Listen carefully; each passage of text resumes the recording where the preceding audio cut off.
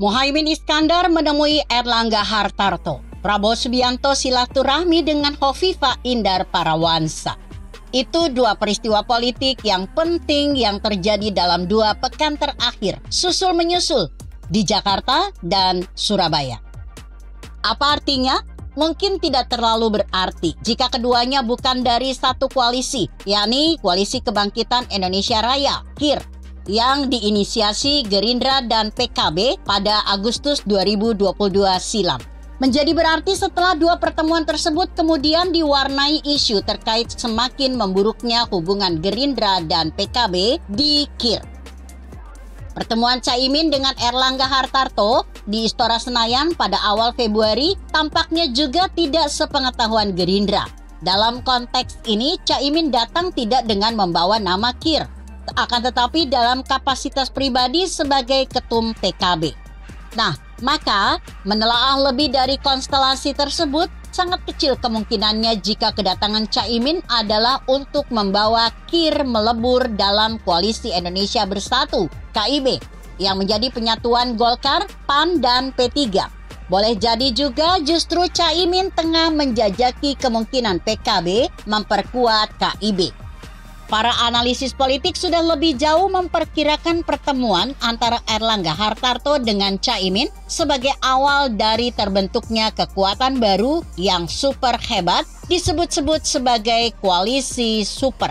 Siapa pula yang bisa menahan kekuatan koalisi super yang beranggotakan Golkar, Gerindra, PKB, PAN, dan P3 yang sudah melampaui separuh dari keseluruhan kursi di parlemen? Walau belum menjadi jaminan, koalisi super bisa menakutkan poros manapun, baik untuk pemilu maupun Pilpres 2024. Akan tetapi, wacana koalisi super ini sangat mudah kandas dengan asumsi kian merenggangnya hubungan Gerindra dan PKB. Kemesraan antara kedua partai nasionalis dan Islam ini disebut-sebut kian menjauh. Keberadaan posko bersama yang baru diresmikan beberapa pekan lalu hanya menjadi semacam pemanis dari hubungan kedua partai yang tak lagi harmonis di KIR. PKB dan Gerindra lebih sering berjalan sendiri-sendiri. Belum lagi ditingkahi besarnya ego kedua pemimpin terasnya.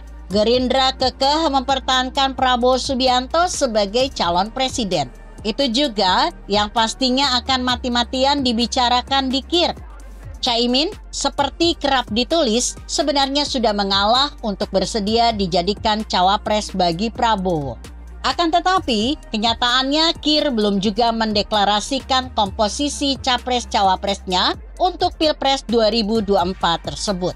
Oleh karena itu juga, bukan sekali dua Caimin melontarkan kekesalannya dengan menyebut bahwa koalisi yang sudah terbentuk bukan berarti akan aman-aman saja. Akan tetapi bisa pecah.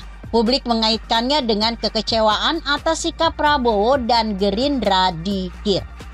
Kesediaan Caimin untuk dijadikan cawapres bagi Prabowo melalui KIR sebenarnya berseberangan dengan keputusan Muktamar PKB yang sudah menetapkan Caimin sebagai capres mereka.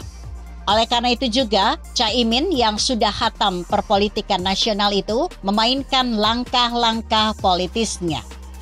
Serupa dengan Prabowo yang terus menjalin silaturahmi dengan berbagai kalangan, Caimin pun tak mau ketinggalan.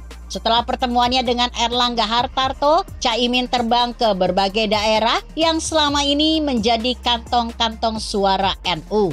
Tetapi Caimin mengaku tidak mengetahui ihwal pertemuan Prabowo dengan Hovifah Indar Parawansa di Surabaya.